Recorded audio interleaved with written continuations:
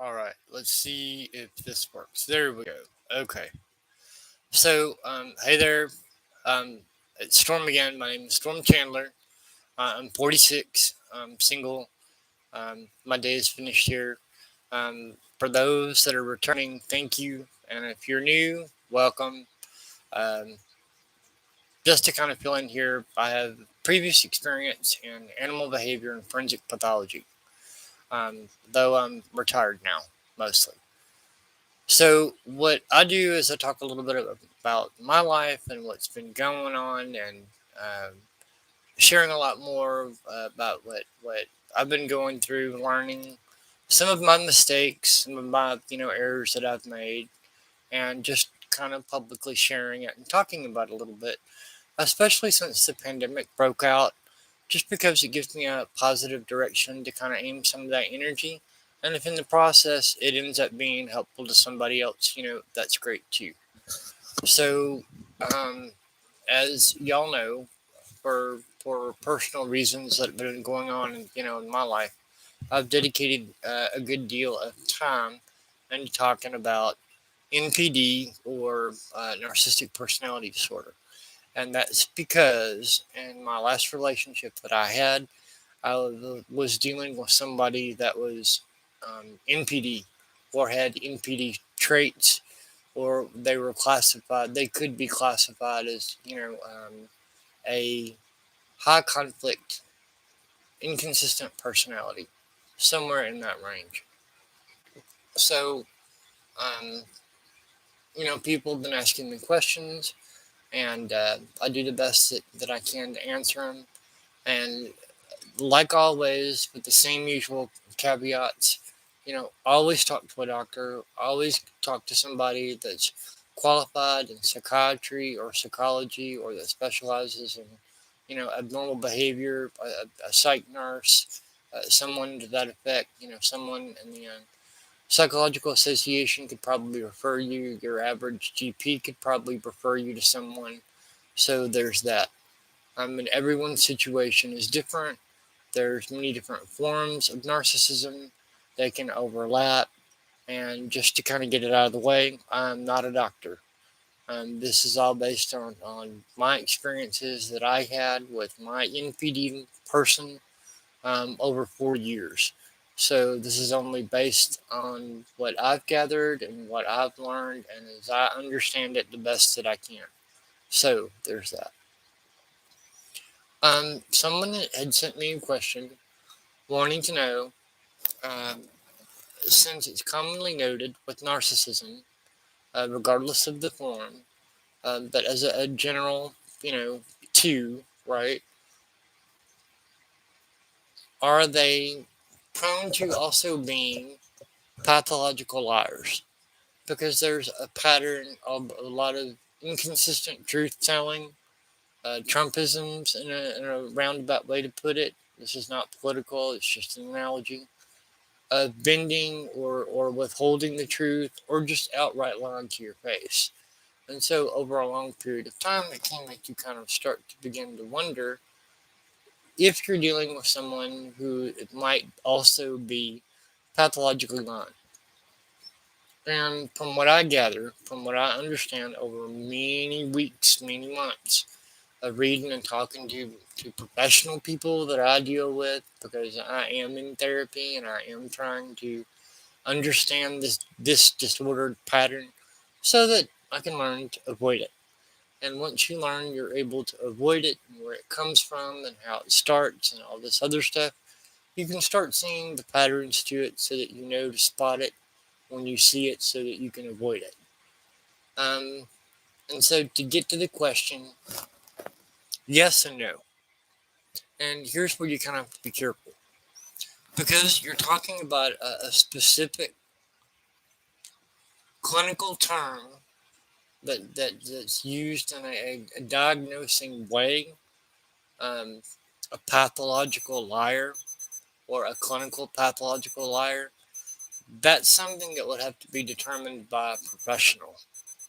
They would have to have therapy, they would have to be observed, they would have to be interviewed for it in order for someone to kind of see or talk to other people in the home to get the truth, to get to assess the situation, that that something's not right, their version of the truth is not adding up, and so on and so on and so forth. Or if it's to the point where obviously by scientific logic, so on and so on, that you could tell that someone was obviously lying to you. Short of a hooking someone up to a polygraph, right? And a narcissist is not likely to do that anyway. A narcissist is not going to consent to be polygraphed, I would think. And that's where it gets kind of dicey. Now, in my particular situation, that me personally that I was in, there was a lot of lying, and a lot of it was stupid lies. And as soon as you heard it, it was a stupid lie. It wasn't anything to get upset about. It wasn't really anything for me to get upset about. It was usually a stupid, form of a lie. But what usually got me, excuse me, what usually got me and what annoyed the piss out of me was the stupid lies. It was the principle of it. It was the principle of, why are you telling me a stupid lie about something that you didn't even need to lie about? Like, why even, why did you even feel the need to go there? That was a stupid lie. That was a stupid thing to lie about. That's what got me on the little lies and the little stupid lies. And there's a couple of things in that with my particular situation that I made observations on that I can speak to you on loosely in the general subject. Narcissists also tend to be impulsive. And so a lot of what they do is very poorly thought through to a relative extent. They don't completely think through generally the ins and outs of what they're saying, or as far as it could be brought up later, or you're going to ask them questions about it and poke holes in it, or something doesn't sound right. So a lot of what they do on average is in the moment. It's in the moment, and so it's not very well thought through. And so that's what tips you off into asking questions that your story's not checking out, or that doesn't make sense, or yeah, that basic common sense that most of us have, that something is not quite true here, something's amiss. And that's the number one thing. But number two, from what I've read and from what I've gathered, there's also a good deal of lying and manipulation, so it kind of goes hand in hand, because lying to you is also, to them, a form of control. Because if they can control the story, if they can control the flow of information, if they can control the narrative and what they're telling you, just enough to keep you invested, just enough to keep you confused, it leaves room for doubt. Because then it's usually situations where at the end of the day, you probably won't ever really know the truth. I mean, short of there being a witness, or, something you caught on video, or, somebody else overheard or whatever, to kind of back you up and say, yeah or no, that's true or not true. And so there are all these loopholes, right? And so eventually, at first, you start shrugging it off. You start being empathetic to the plight of, well, they're afraid of being criticized, and so you cut them some slack. Or they had a bad day and you don't want them to make them feel any worse, so you cut them some slack. Or you've had a long day, cleaning house and work and tending to your pets and animals, just like I do every day. And you're like, it's just not worth it. I don't care. It was a stupid lie. I don't want to get into this with you. I'm just going to let it go. And that's where it starts. That's where it starts, and then that's when they know where they've got you, because once they figure out how to, time it out to where they figure out that balance of what they can and can't get away with, they got you. Once mine figured out and knew kind of what my rough threshold was, cleaning house all day and dealing with my other roommate and this going on and that going on. And at the end of the day, you get tired of having that conversation. Like, I mentioned in one of my other videos, there was always 96% of the time, there was always a weird, 10 to 20 minute window that should not have been for him to get home when he works 1 mile down the road, literally 1 mile down the road. And so it becomes a thing of, okay, it happens once, and you're like, all right, that's fine. I stopped to look at the moon and the stars and the whatever, and it was pretty, all right, okay, I'll let that slide. That sounds reasonable. Twice it happened. Well, what's going on? Did you run into red light? Do you have a flat? What's kind of going on? Are you all right? And you're at home and you're texting. Are you okay? Is everything okay? What's going on? Well, I was stopping to talk to so and so for a few minutes after our shift. All right, okay, that's cool, but when you do that, can you have some courtesy and let me know that you're going to be late so that I don't sit home worrying about you? Again, I don't think that's an unreasonable thing to ask. And then it happens a third, and then it happens a fourth. And then they start panicking to creating lies and reasons for them to be late, right? Like in my situation. Well, I stopped to speak to my grandpa and for a moment, or I forgot to get something on the way out the door from work because he worked at a store, and my bike tire had a problem and so on. So there was always this consistent reason for that 10 to 20 minute window from him always being late getting home. But even got to the point to where it was ridiculous enough to where he was trying to convince me once the GPS lied. The GPS system is lying on him, and I don't understand how to read a GPS map. It's not that complicated. It comes with exact coordinates and everything. Even if it were off, it's only going to be off by about 2 to 4 feet. I was in forensic sciences. GPS has been able to use to track bodies on people who have, had accidents and ran off the road or lost in the mountains or whatever. And those are, sad situations.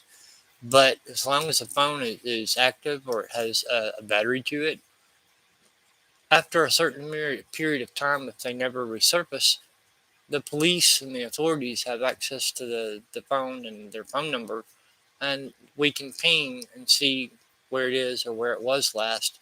And unfortunately, after 72 hours or so, if they don't turn up, there have been situations where we've had to do mortuary recovery, and unfortunately, people have died from their injuries in a car crash or frozen to death in the wintertime, walking around in the desert to go try to get help or to find help, or they've got head trauma and they're confused. They're dazed and confused, and they don't realize what direction they're walking. And so bad stuff happens. But GPS works. That's how GPS works. I've seen it. I've participated in it. So, there's that. So that's what I mean. Pathological lying is again, it's a very particular term, so I don't want to say all narcissists are pathological liars, but I will venture out to say that a lot of them use it to bend and twist the truth because there's something there that they don't want you to know, obviously. There's someone or something there that they're doing that they don't want you to know, that they know is going to cause trouble, which is why they're lying about it. And it's probably a little bit darker than you think. They're probably texting to someone else or talking on the phone to someone else. Like I said before, this is a pattern of behavior where there's usually somebody else involved in your relationship that you don't know about. And so those little lies or big lies are usually to hide some element of what they're doing.